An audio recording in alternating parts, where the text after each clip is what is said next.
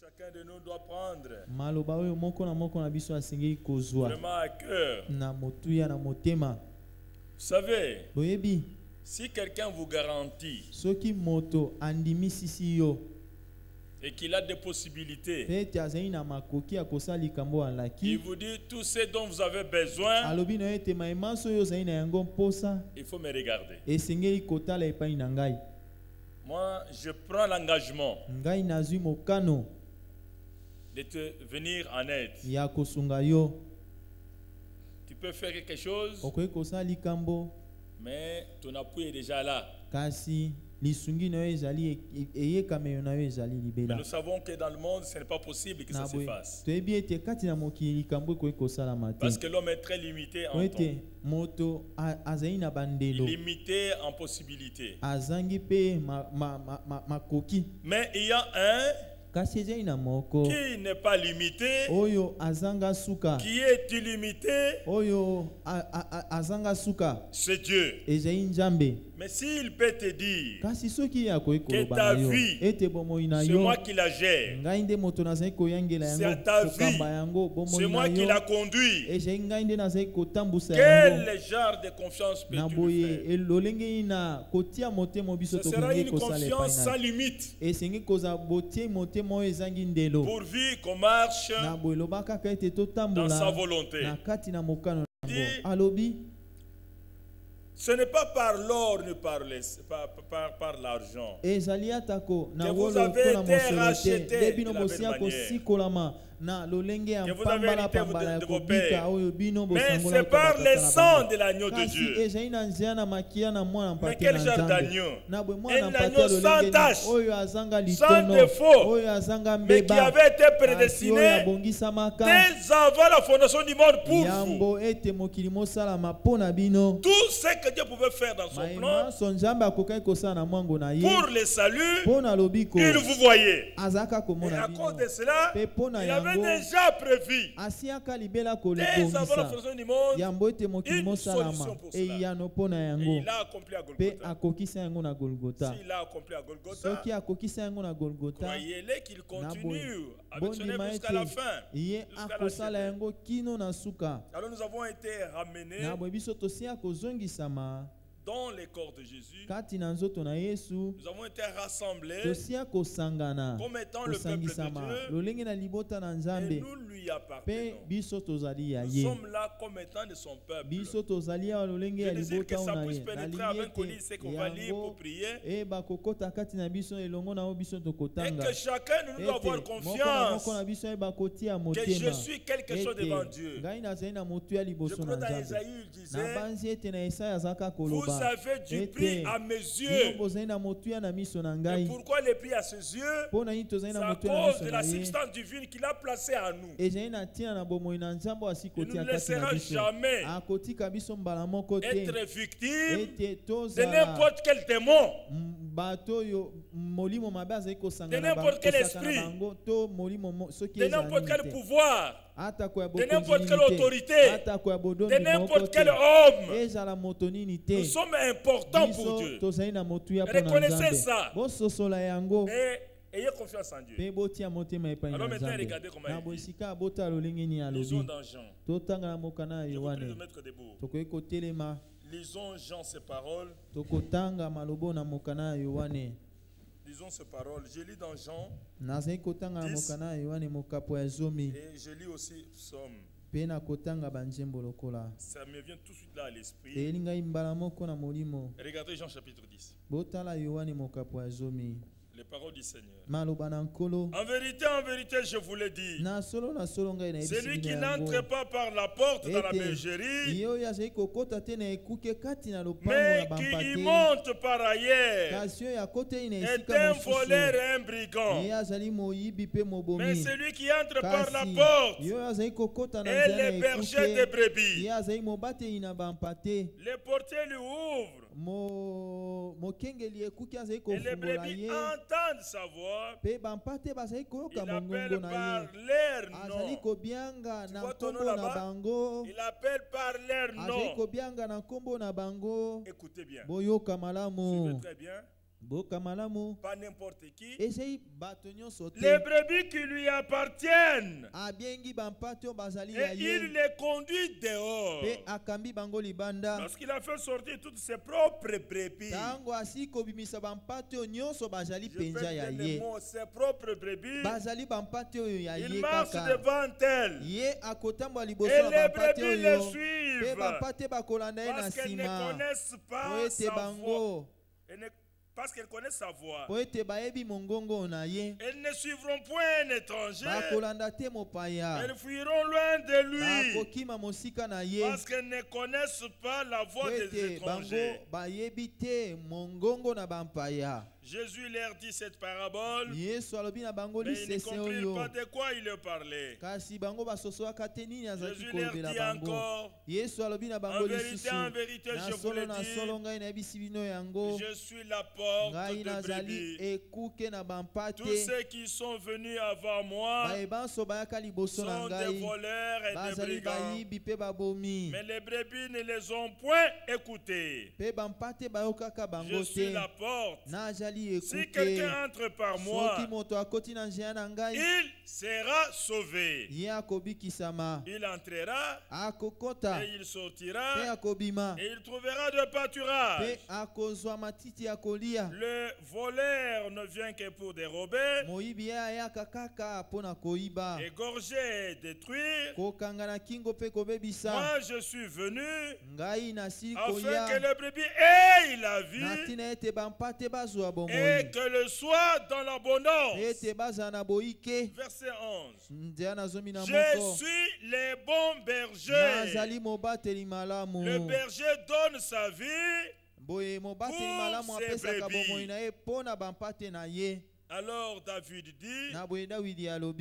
dit ceci, Psaume 23, que vous connaissez bien. L'Éternel est mon berger. Nous nous disons le Seigneur est notre berger. Je ne manquerai de rien. Il me fait reposer dans de verts pâturages. Il me dirige près des eaux paisibles. Voyez comment il fait. C'est lui qui nourrit. C'est lui qui prend soin. Il ressort mon âme. C'est toujours lui. Il me conduit dans les sentiers de la justice à cause de son nom. Maintenant écoutez, la protection, quand je marche dans la vallée de l'ombre de la mort, je ne crains aucun mal, car tu es avec moi. Ta houlette et ton bâton me rassure. La houlette pour conduire. La houlette c'est pour conduire. Et le bâton, quand l'adversaire s'avance, c'est pour frapper et le faire fuir. Tu dresses devant moi une table en face de mes adversaires. Tu induis ma tête et ma coupe déborde. Écoutez maintenant. Oui, les bonnets et la grâce m'accompagneront tous les jours de ma vie. Et j'habiterai dans la maison du Seigneur jusqu'à la fin de mes jours. Bien-aimé Père Céleste, te sommes infiniment reconnaissants ce matin de nous avoir, notre Dieu, appelé à ce salut divin. Le salut que toi, tu nous as donné en Jésus-Christ. Ce salut qui avait été une promesse jadis. Toi, tu avais dit, j'approcherai ma justice et mon salut ne tardera pas. Le Sauveur Jésus-Christ. Pendant que nous avons notre tête inclinée, nous voulons penser un moment pour la convention qui va se tenir à Kikwit. C'est l'œuvre du Seigneur. Ce sont les serviteurs de Dieu. C'est pour annoncer la parole de Dieu. Nous voulons laisser cette situation entre les mains du Seigneur pour que le Seigneur la gère entièrement. Ce soit un moment de visitation pour tous nos bien-aimés dans la province de Bandundu. Que le Seigneur fasse grâce. Parce qu'il est Dieu qui maîtrise ceux qui s'égarent et qui égarent les autres. Que ceux qui sont dans les fausses doctrines diverses, lui prenne le dessus et qu'il les ramène ceux qui doivent être ramenés. Ceux qui n'ont pas été éclairés soient éclairés. Que sa grâce puisse couvrir tous les temps et tous ces serviteurs seront de l'autre côté. Que tous les programmes soient entre les mains du Seigneur. Que le Seigneur agisse. Nous avons nos têtes inclinées au-devant de toi, bien-aimé Père de miséricorde, sachant qu'elle est Amen. Amen. Amen.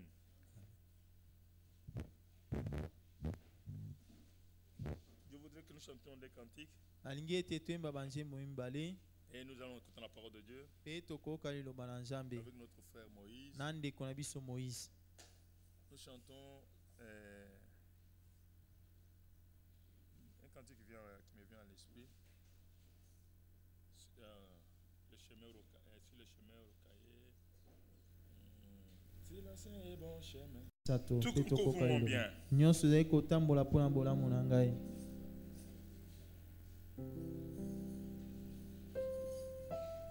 On ne craint rien. Tout marche pour notre bien.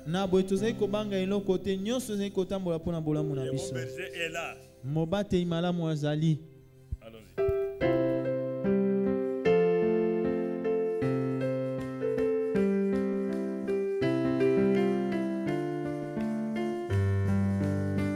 Oh, tout concourt pour mon bien, puisque j'aime Jésus. Tout travail pour mon bien, puisque j'aime le. Oh, tout concourt pour mon bien, puisque j'aime Jésus. Tout travail pour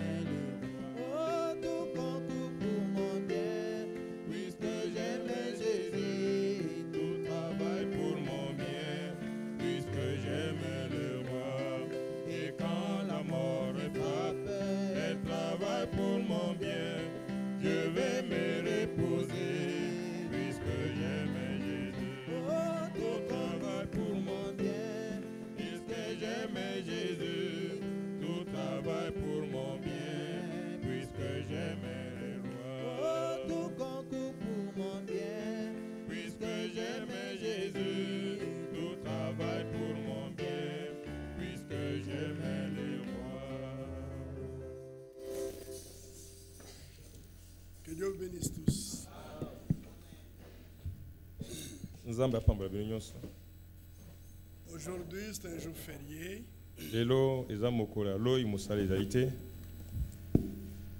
C'est la journée des parents.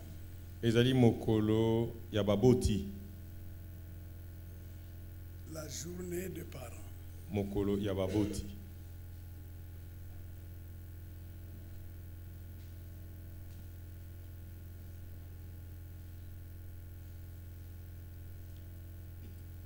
Quand on parle de parents, on voit les enfants.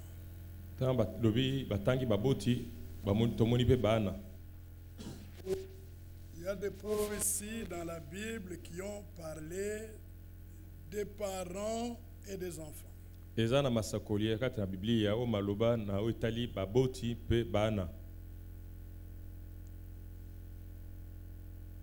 Vous avez besoin de parents pour venir au monde. Et les parents sont comme un escalier pour vous. Dieu a placé un escalier pour vous faire parvenir à une position de responsabilité. Car après vous avoir engendré, enfanté, les parents ont le devoir de prendre soin de vous, de vous instruire, de vous élever, de vous faire soigner, de vous nourrir, de vous habiller, jusqu'à ce que vous arriviez au point où vous pouvez vous-même vous prendre en charge.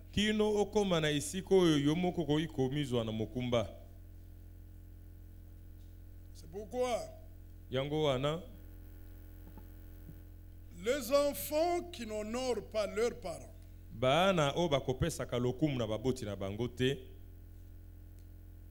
qui ne sont pas obéissants à leurs parents, selon le Seigneur, ils ne vivront pas longtemps sur la terre. Ils ne réussiront pas dans la vie. C'est ainsi dit le Seigneur. J'insiste, obéir aux parents selon le Seigneur.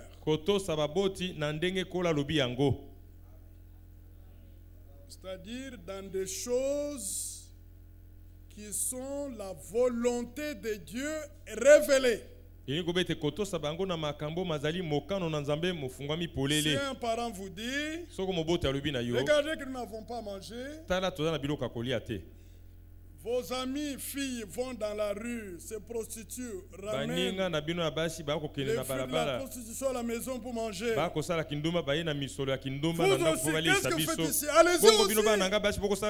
En tant que croyant, vous ne devrez pas obéir à cela. Est-ce que c'est clair? Selon le Seigneur. Parce qu'au-dessus de vos parents, au-dessus de vos parents, au-dessus de vous-même, il y a la parole de Dieu. Alors selon le Seigneur. Est-ce que c'est clair?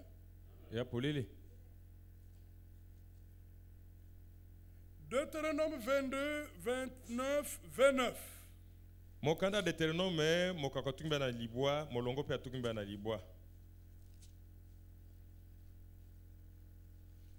Les choses cachées sont à l'Éternel. C'est le Seigneur l'Éternel. Notre Dieu. Les choses révélées sont à nous, à nos enfants. À perpétuité, toute la vie, afin que nous mettions en pratique toutes les paroles de cette loi. Le message qui nous est révélé dans notre temps ne concerne pas seulement les parents. Ça concerne aussi leurs enfants. C'est pourquoi il est bon. Il est bon. Et c'est la volonté de Dieu que les parents croyants amènent leurs enfants au Seigneur. Et si vous avez des enfants qui sont venus au Seigneur, honorez leur foi. Amen. C'est par ce moyen qu'ils deviennent vos frères et vos sœurs. Mon fils qui a cru, il est mon frère et ma sœur, si c'est une fille. Nous avons part à la même promesse de la vie éternelle. Et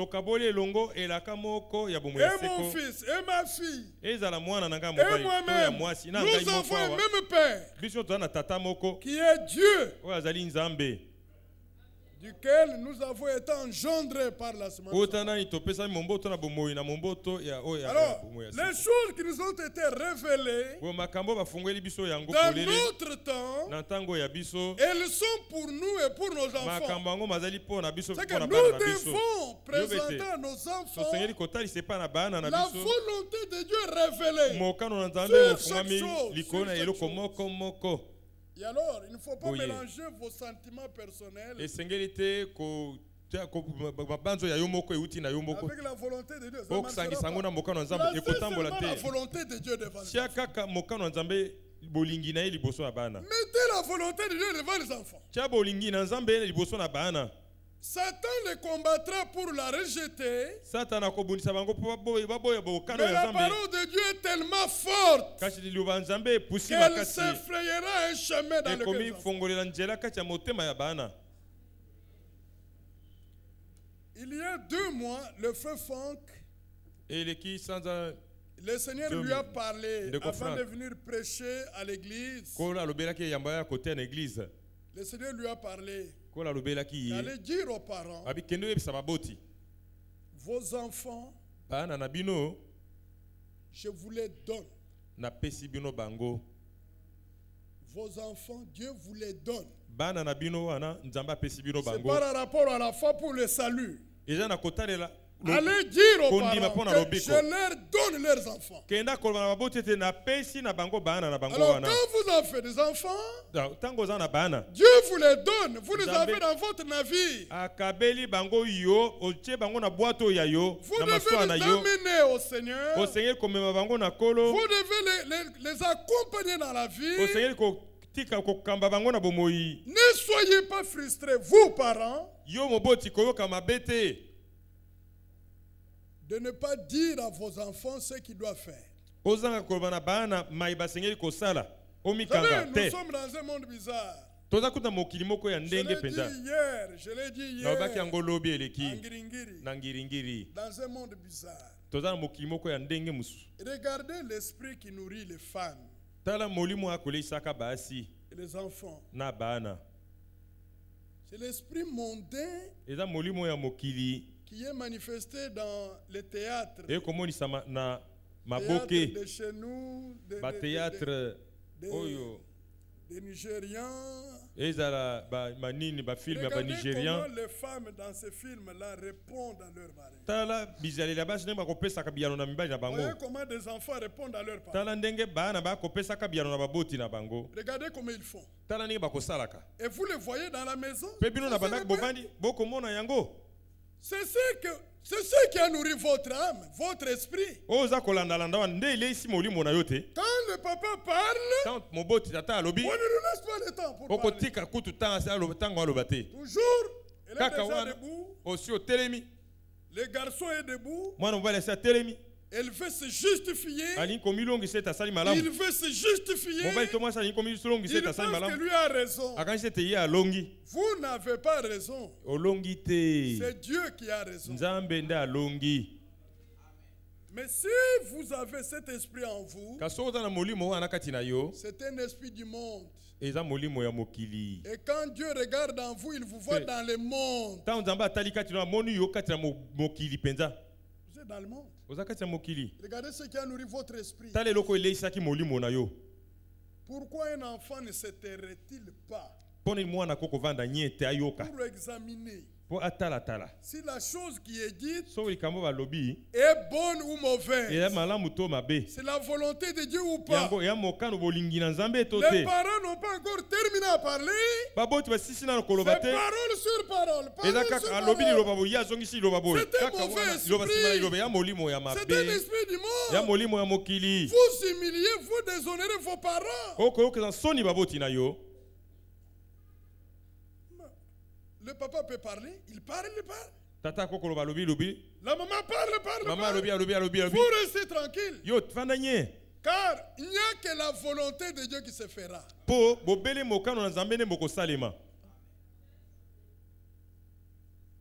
Voilà l'état dans lequel nous nous trouvons. Proverbe dit.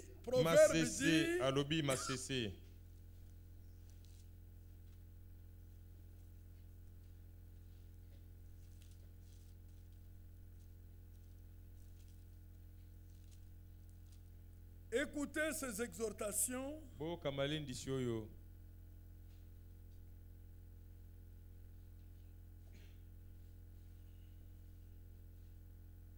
Proverbe chapitre 2, premier verset. Mon fils, si tu reçois mes paroles, et si tu gardes avec toi mes préceptes, si tu rends ton oreille attentive à la sagesse, et si tu inclines ton cœur à l'intelligence, oui, si tu appelles la sagesse, et si tu élèves ta voix vers l'intelligence, si tu la cherches comme l'argent, si tu la poursuis comme un trésor, alors tu comprendras la crainte du Seigneur et tu trouveras la connaissance de Dieu. Mon fils, si tu reçois mes paroles. Regardez que c'est le père qui parle à son fils. Il a des paroles, il a des préceptes.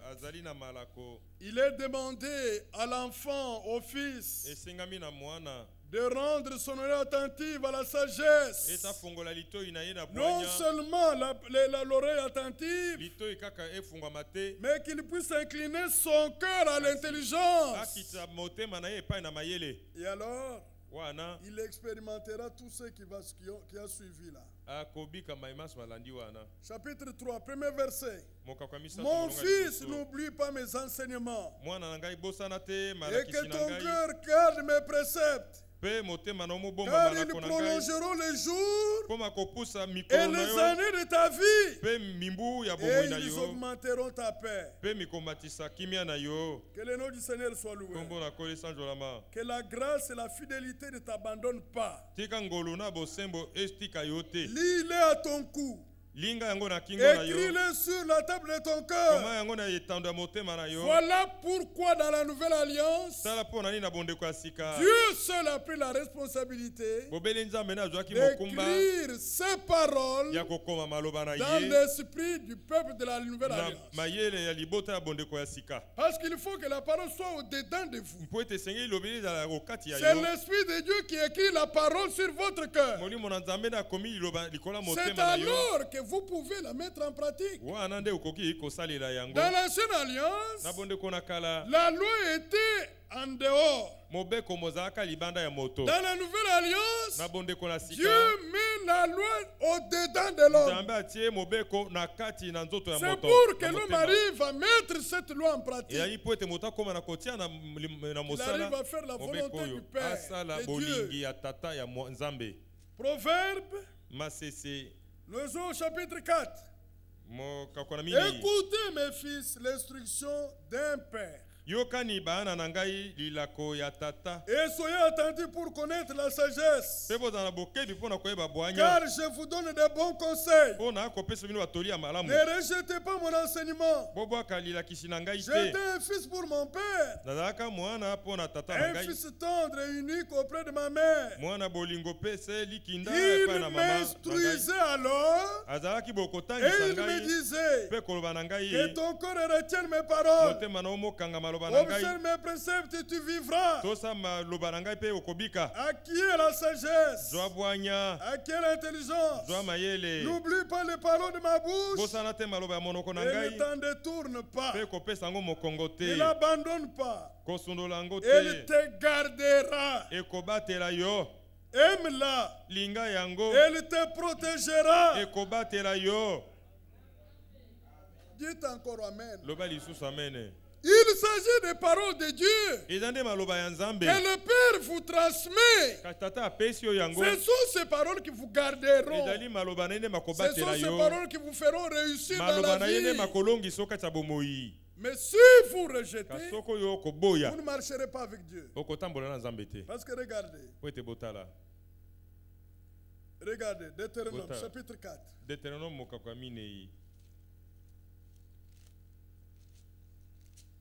Vous savez, pour nous les croyants, on ne doit pas conduire les enfants avec notre manière de voir les choses. Non. Et surtout que les enfants sont devenus croyants.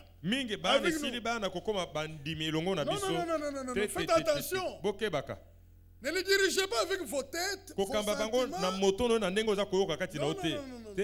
Lorsqu'il y a un point de mariage qui se pose, ne placez pas devant l'enfant vos pensées personnelles. Si l'enfant est une croyante ou est un croyant, faites attention. Là, vous devez faire attention. Parce que vous savez que Dieu vous soutiendra dans votre position dans la mesure où vous êtes dans la volonté de Dieu. Si vous n'êtes pas dans la volonté de Dieu, l'enfant peut accepter ce que vous dites. Mais Dieu ne soutiendra pas votre position. Ce n'est pas possible. J'ai le témoignage de notre sœur Angèle. C'est un couple ivoirien de nos bien-aimés ici. Lorsque le frère Marcel a demandé la main d'Angèle, Angèle était d'accord. Angèle était totalement d'accord.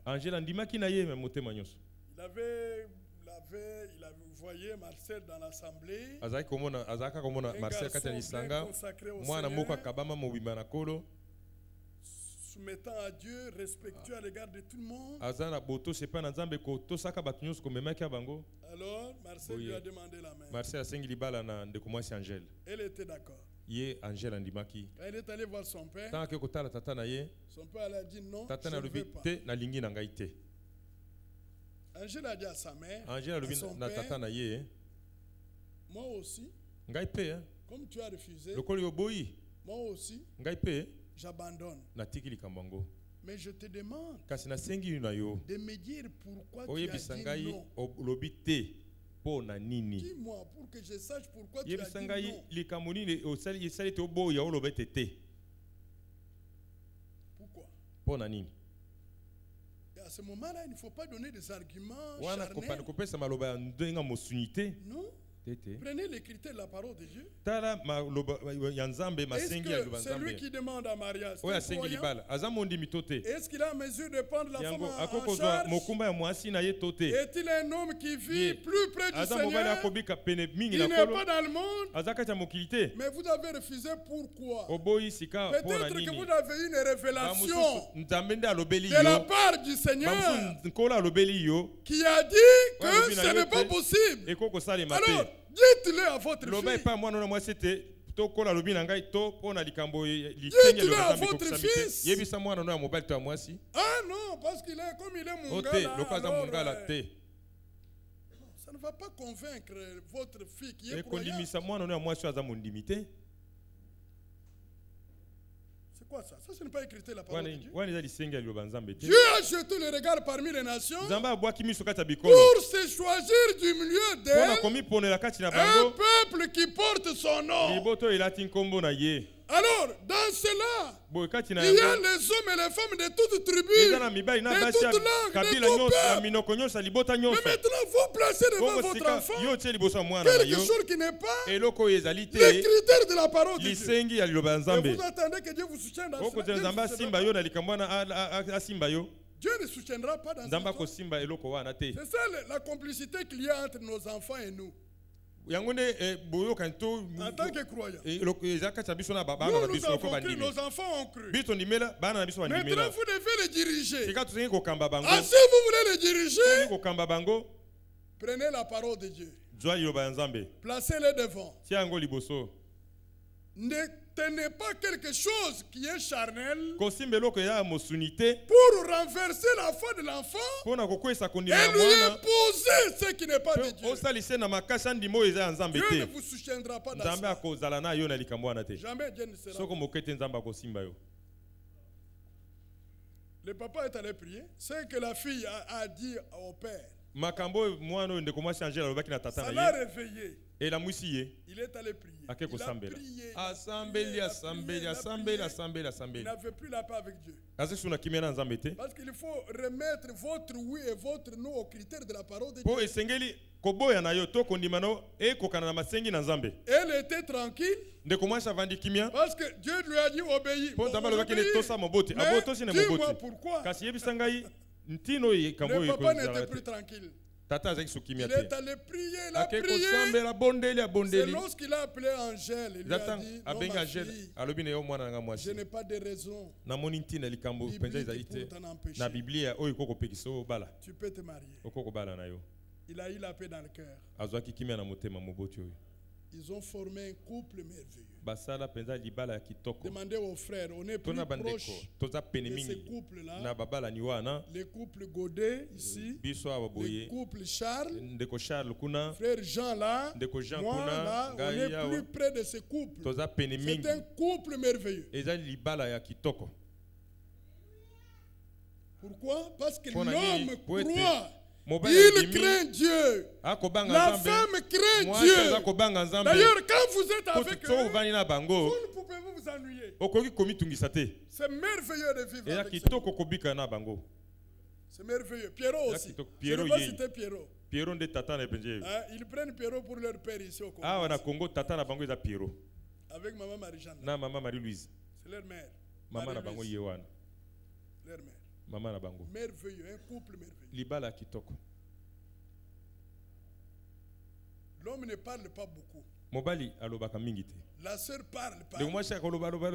Mais tout avec respect, avec considération. Angèle a un amour authentique pour son mari. Vraiment, cette sœur a eu la révélation de ce que Dieu a dit dans la Bible.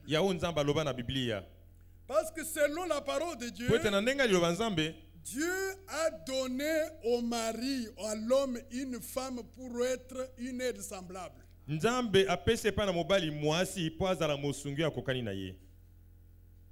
savez ce que c'est?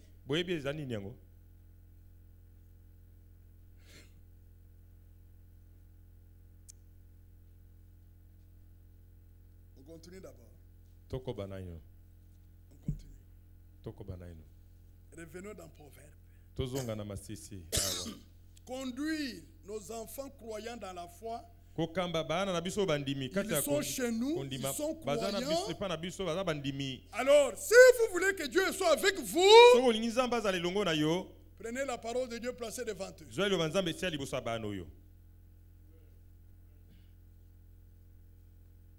Très important. C'est vraiment très important. Proverbe. Revenez dans Proverbe. Non, j'avais d'abord dit Deutéronome. Deutéronome 4. Revenez dans Deutéronome 4. Toute la Bible est notre chant. Oui. Deutéronome 4. Regarde ce que Dieu a recommandé. Je suis au verset 9. Seulement. Prends garde à toi et veille attentivement sur ton âme. Tous les jours de ta vie. De peur que tu n'oublies les choses que tes yeux ont vues. Et qu'elles ne sortent de ton cœur. Enseigne-les à tes enfants. Et aux enfants de tes enfants. C'est une responsabilité que nous avons en tant qu'enfants. C'est une responsabilité. Enseigner à nos enfants les choses de la volonté de Dieu qui nous ont été révélées. Non seulement à nos enfants, mais aussi aux enfants de nos enfants, si nous en avons l'occasion. Parce qu'on parle des enfants de nos enfants. Regardez ici. Prenez le livre de Timothée. Timothée.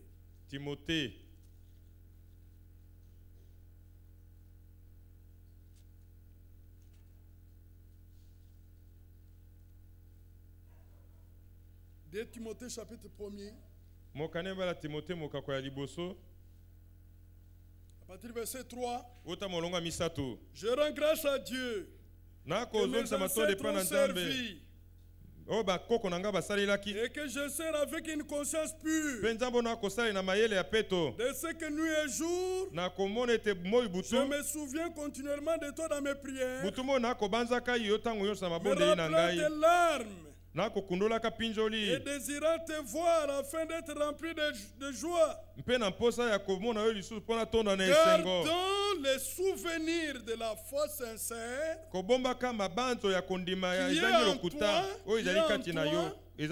qui habitait d'abord dans ton aïeux, Loïs et dans ta mère Eunice, et qui, j'en suis persuadé, habite aussi en toi. Amen. Amen.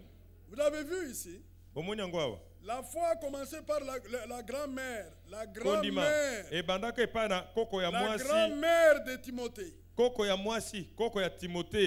Cette grand-mère a transmis la foi sincère aux Écritures à la mère de Timothée. Et la mère de Timothée a transmis la foi, cette foi sincère à Timothée. La foi sincère, c'est cette foi qui a comme fondement les Écritures. Regardez. Nous sommes dans Timothée. 2 Timothée chapitre 3. Va toujours à Timothée. Vous voyez le travail que la grand-mère a fait.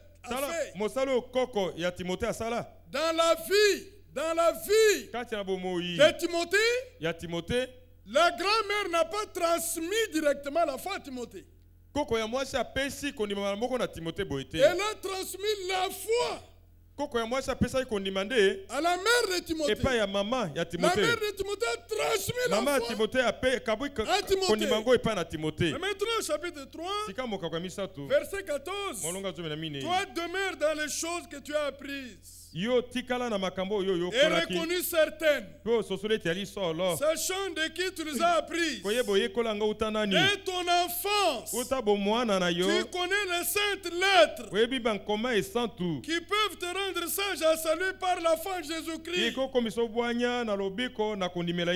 voyez, c'est depuis l'enfance. C'est pourquoi Jésus a dit, laissez venir à moi les petits enfants. Et nous qui élevons les enfants, nous devons leur apprendre à marcher selon les saints Écritures. C'est ce qu'il s'agit. Vous pouvez ne pas être d'accord avec quelqu'un, mais vous lui parlez avec amour. pour le ramener. Je ne suis pas d'accord. Foncièrement, je ne suis pas d'accord. Peut-être sur toutes les choses. Mais on lui parle dans l'amour pour le ramener. Mais maintenant, la manière de faire aujourd'hui, l'enfant doit élever la voix, tonner sur sa mère, tonner sur son père, elle va tonner sur son mari. Elle ne vivra pas en paix dans son foyer. Parce que pour vivre en paix dans le foyer, il faut reconnaître l'autorité de Dieu dans le mari. Alors, vous piétinez l'autorité de l'homme. Vous en le faisant, vous déshonorez Dieu lui-même. Et vous attendez